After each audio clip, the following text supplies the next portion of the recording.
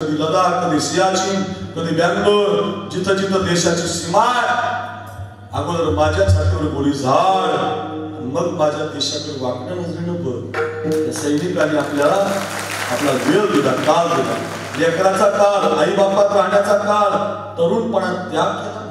सोपं आहे, ऐकायला सोपं आहे. हो, आपल्याला पैसे मिळतात पण आपल्याला घरी जाता येतं, बायकोला भेटता येतं, आईला भेटता येतं, पोरात घालता येतं. 17 वर्ष, नवे 20 वर्ष ही जी जवान आहे, आपल्या जीवनाचा काळ हातामध्ये बंदूक घेऊन बर्फामध्ये, उन्हामध्ये, हिवामध्ये आपल्याला तरी अंगावर घ्यायलाय, छत्री धरायला, पावसात बर्फात ती पोरं उभी राहतात आणि देशाच्या ध्वजाचं रक्षण करतात. पाही पा ध्वजेचे चिरकूट राया जतन करिता कष्ट. तुकोबारायांचा अभंग आहे. कष्ट पडतात, कष्ट, म्हणून तर आपण यांना मुजरा करतो, म्हणून तर त्यांना झेंडावंदनाच्या त्यांना मान देतो. का?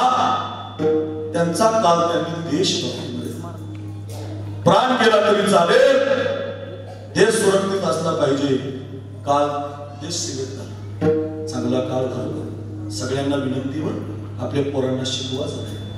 भला किसी का कर न सके तो बुरा किसी का मत करना, पुष्प नहीं बन सकते तो तुम काटे बनकर मत रहना. आपल्या पोरांना जवान बनवा. आपल्या मुलाला छत्रपती शिवाजी महाराज शिकवा, तानाजी शिकवा, मोरारबाजी शिकवा, येसाजी शिकवा, भगतसिंह शिकवा. का? बन न सको भगवान अगर कम से कम इंसान बनो, नहीं कभी हैवान बनो, नहीं कभी शैतान बनो. नाही तर मग आमच्या बीड जिल्ह्यात संतोष देशमुखचं प्रकरण झालं. अंगावरची कातडी काढली महाराष्ट्राची. इतकं मारावं, इतका निर्दयी माणूस व्हावा. आपल्या जवळच्या मित्राला, जवळच्या गावातल्या माणसाला आपण मारावं, त्याची हत्या करा? नाही दादा. बन न सको भगवान अगर कम से कम इंसान बनो, नहीं कभी हैवान बनो, नहीं कभी शैतान बनो. दुराचार तुम कभी अपनाना, सदाचार तुम अपना लो, पुष्प नहीं बन सकते तो तुम काटे बनकर मत रहना. आपल्या मुलांना शिकवा आहे, आपल्या मुलांना शिकवा बापांना. आपल्या पोराचा काळ नामस्मरणात जाऊ द्या, हरिभजनात जाऊ द्या, चिंतनात जाऊ द्या. चिंतने सरेतो धन्य धन्य काळ. एकदा तुमचा काळ देवासाठी, धर्मासाठी, देशासाठी गेला, मग तुमचं जीवन धन्य होतं. काळ सार्थक केला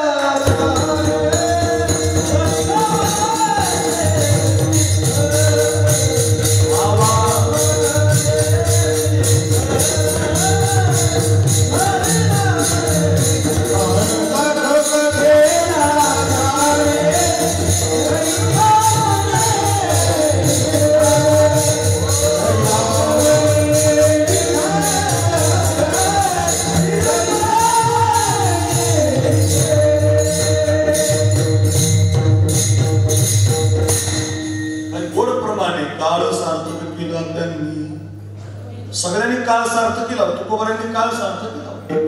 पायामध्ये घुंगरं बांधले, गळ्यात विना घेतला, हातामध्ये चिपळ्या घेतल्या, कधी भंडारा डोंगर, कधी भामचंद्र डोंगर, कधी गोडेश्वर डोंगर.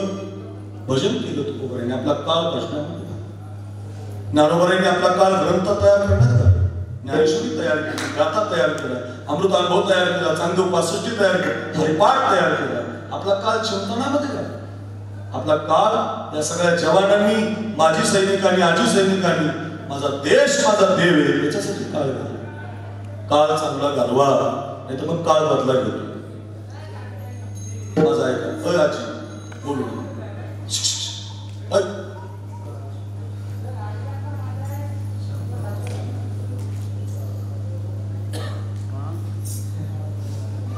100 पोरं होते धृतराष्ट्राला. ऐका किती पोरं होते? 100 पोराचा बाप होता जांभवाडीकर माझ्याकडे बघा. आणि 100 पोराच्या बापानं पाप केलं. पाप काय केलं? पोराच्या पापामध्ये सहभागी. बापानं पोराच्या पापात सहभागी व्हायचं. बापानं उलट त्याचं कान धरून त्याला त्याच्यात बाजूला बाप त्याला बाप कशाला म्हणतात हे आपल्या बापाने जर आळंदीला पाठवलं असतं कीर्तन करत झालं ते पोरे आमच्या सतीश महाराजकडे शिकतात ही एखाद्याला मोठी कीर्तनकार नाही झाली तरी माय बापाला विसरणार नाही गळ्यातली माळ काढणार नाही का बालपणात माय बापाने त्यांना संस्थेत टाकलं बालपणामध्ये माय बापाचं कर्तव्य पापामध्ये जाऊ द्यायचं नाही 100ची 100 पोरं पापी निघाली महाराज सामान्य पापी नाही निघाली 5 गावं मागितली तरी देत नाही हो त्यांचं त्यांना मागितलं तरी देत नाही स्वतःची सून दरबारात आणली भाऊजाई आणली तिला लग्न करण्याचा प्रयत्न केला तिचं वस्त्रहरण करण्याचा प्रयत्न केला तरी थांबवलं नाही सम्राट होता तो राजा होता एका काळातला जो म्हणेल ते करायचं एका काळातला राजा पोरांचं पाप थांबवत नाही म्हणून सहभागी पुत्र स्नेही मोहित पावली म्हटले त्या पुत्रा स्नेहामध्ये मोहित झाला इतकं पाप केलं माझ्याकडे बघा परिणाम 100ची 100 पोरं मिली पाप बदला घेतो बरं काळ बदला घेतो 100ची 100 पोरं मिली आणि 100 पोरं मेल्यावर युद्ध संपलं धृतराष्ट्र त्या पायरीहून खाली उतरणार राज्यातून आणि त्याच्या धर्मराजाला ती गादी मिळाली रूम मध्ये राहायचा एका काळातला आदेश देणारा राजा सम्राट राजा त्याला असं ताट घ्यायचं जेवायला बसला तो तिकडे बघा की भीमाशी खांद्यावर गदा घ्यायचा आणि जेवता त्या काकाला त्याचा एक पोरगा कसा मारले याची कहाणी सांगायची किती अवघड झालं जगाला सांगणारा राजा आपला पोरगा कसा मेला याची कहाणी ऐकायला लागला दुःख झालं दुःख कोणत्या बापाला चांगलं वाटत असतं पोरग मेलेलं त्यानं ते ताट तसंच ठेवलं एक अरण्यात निघून गेला ज्या अरण्यात गेला त्या अरण्याला वणवा लागला होता जाळ त्या जाळामध्ये जांभवली करतो अडकला कैलासराव ऐका कथा अडकला दोन्ही डोळ्याने अंगाला होता पण त्या बाजूला जाळ येतो दिसला नाही जाळाचे चटके लागले अंगाला आणि चाटून भाजून भरून मला सांगा एका काळातला देशाचा सम्राट जर पाप केल्यावर जाळामध्ये अग्नीमध्ये जळून मरतो कशाला पाप करतो कशाला कोणाच्या टोप्या आपल्या डोक्यात घालतात कशाला आपल्या टोप्या दुसऱ्याच्या डोक्यात घालतात आपला काळ सारावा चिंतने एकांतवाशी काळ सारावा गंगास्नाने काळ सारावा देवाच्या देशाच्या पूजने काळ सारावा प्रदक्षिणात तुळशीच्या घालताना काळ सारावा माझ्या गावात एक आई त्या आईनं 9 महिने बाळ गर्भामध्ये असताना 108 प्रदक्षिणा रोज तुळशीला घातली सकाळी उठली की ज्ञानेश्वरी हातात घ्यायची आणि पारायण करता करता तुळशीला प्रदक्षिणा घ्यायची बाळ पहिल्या महिन्यापासून ते 9 महिन्यापर्यंत तेवढंच काम केलं प्रदक्षिणा घालायच्या माऊलीची ज्ञानेश्वरी वाचायची तर तिचं बाळ आता 2.5-3 वर्षाचं जवळजवळ ते मला वाटते 5 वर्ष झाले का 5 वर्षाचं बाळ येते तर त्या 5 वर्षाच्या बाळाच्या हरिपाठ मुखपाठ ज्ञानेश्वरी अर्धी पाठ घालवली गीता मुखपाठ आहे वास्तविक पाठ होते त्याचे का माहिती का त्याच्या आईनं काल नामस्मरणामध्ये गर्भामध्ये बाळ असताना तुळशीला प्रदक्षिणा करण्यात घालवलं देवाच्या भजनात घालवलं तुमचा काळ चांगला जाऊ द्या तुमचं कोणीच वाईट करणार नाही तुमचा काळ वाईटात गेला काल तुमचा बदला घेतल्याशिवाय हरी भजना विन काळ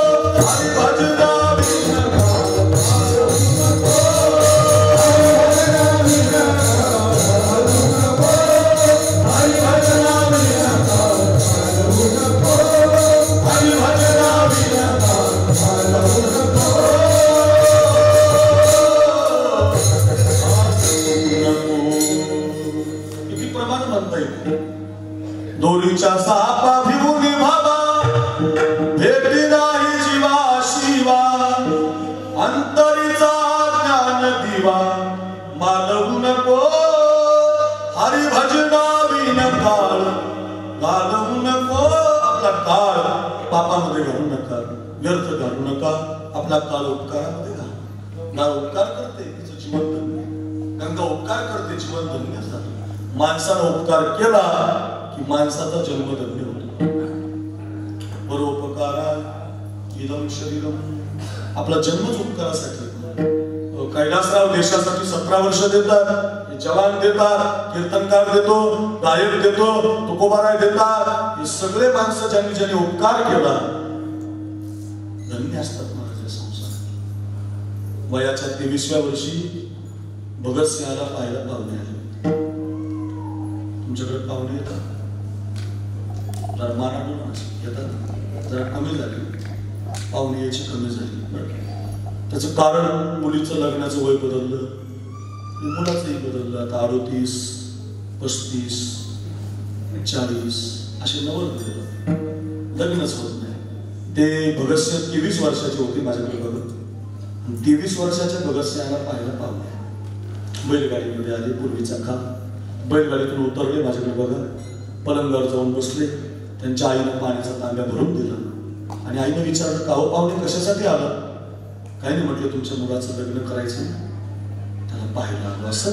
बरं बरं बघा, 50ची नोट घे, बाजाराची पिशवी घे, गावामध्ये जा आणि आपल्याला बाजार करून आपल्याला पाहुण्याला जीव घालायचं. त्या भगतसिंहाने विचारलं, आई का जीव घालायचं?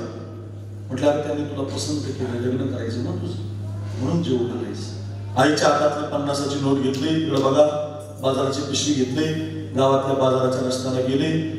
नोटेकडे बघायचे, पिशवीकडे बघायचे, नोटेकडे बघायचे, पिशवीकडे बघायचे. विचार करायचे, हा बाजार जर मी पिशवीमध्ये भरला तर हा बाजार घरी जाईल. आई या बाजाराचा स्वयंपाक करेल, आईने स्वयंपाक केला तर पाहुणे जेवण करतील, पाहुणे जर जेवले तर माझं लग्न जमेल, लग्न जर जमलं तर मला बाईचं ऐकवलं आहे. संसाराचा एक नियम, त्याचं लग्न झालं त्याला बाईचं ऐकावं लागतं. मग कीर्तन केसरी अक्रूर महाराज जरी असतात, वादक असतात, काय सैनिक असतात, त्याचं कारण काय? संसाराची 2 चाकं नवरा बायको आहे, ती मागे पुढे चालत नाही, समान चालली पाहिजे, दुसरा काही अर्थ नाही त्याच्यात. आणि मग मला बाईचं नाही ऐकायचं, मला भारत आईचं ऐकायचं. मला कुणाचं ऐकायचं? मला देशाचं ऐकायचं, भारत मातेचं ऐकायचं. वयाच्या 10व्या वर्षी जालियानवाला हत्याकांड झालं होतं एका जानेवारी, जालना शहर. आपण एवढ्या लांबून आला, सगळ्या बातांनी ऐका, पुरुषांनी ऐका. एवढा खर्च करून या कैलासरावांनी एवढा चांगला कार्यक्रम ठेवलाय. एवढ्या 2 तासाचं कीर्तन आपण ऐकताय, 12 वाजायला लागले. माझ्याकडे बघा, माझी विनंती तुम्हाला, 12 वाजून गेले जवळजवळ. विनंती असेल सगळ्याला माझं घरी घेऊन जा. ऐका, मला बाईचं नाही ऐकायचं, मला आईचं ऐकायचंय. का? वयाच्या 10व्या वर्षी भगतसिंह 10 वर्षाचे असताना जालियानवाला हत्याकांड झालं होतं. बेचूट अशा गोळ्या इंग्रजांनी सोडल्या होत्या. हजारो हिंदुस्थानी मातीला पडले होते आणि लाल झालेली देशाची माती त्यांनी हातामध्ये घेतली होती. भारत मा, हे भारत मा, मी तुझा बदला घेईल. आज तर माझ्या वेगळाच प्रसंग आला. मी जर लग्न केलं तर माझी शपथ बाजूला राहील. 50ची नोट खिशामध्ये घातली, बाजाराची पिशवी फेकून दिली. माझ्याकडे बघा, आणि ते परत गेले नाही घराकडे. आई वाट पाहत होती पण ते गेले नाही. ते स्वतंत्र क्रांती सेनानीमध्ये गेले. इंग्रज चले जा, इंग्रज हटाव, राजगुरु सुखदेव, भगतसिंह, चंद्रशेखर आझाद या सगळ्यांनी मोठी क्रांती केली. आणि त्या काळात त्यांच्याकडून संसदवरती बॉम्ब पडला आणि इंग्रज सरकारने त्यांना लाहोरच्या कारागृहामध्ये जेरबंद केलं. जेलमधली चड्डी, जेलमधली बन्याल, जेलमधली टोपी अंगावर आली आणि 20 दिवसांना त्यांना फाशीची शिक्षा जाहीर झाली.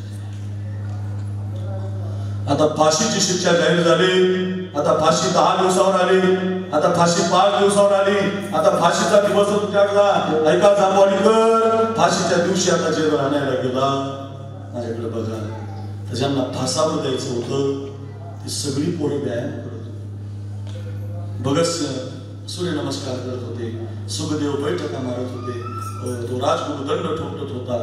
25 वर्षाची, 30 वर्षाची, 23 वर्षाची, 24 वर्षाची पोरं व्यायाम करत होती. जो जेल आणायला गेला होता त्या जेलरनं असा डोक्याला हात लावला आणि जेलर म्हटला, हे भगत, व्यायाम बॉडीसाठी असतो, व्यायाम बॉडी जगण्यासाठी लागते. फायदा काय? व्यायाम करून धावून बॉडी बनवून फायदा काय? मी तुम्हाला न्यायला आलोय. 1 तासानं फासावर जायचं राजा, व्यायाम करून काय मिळणार?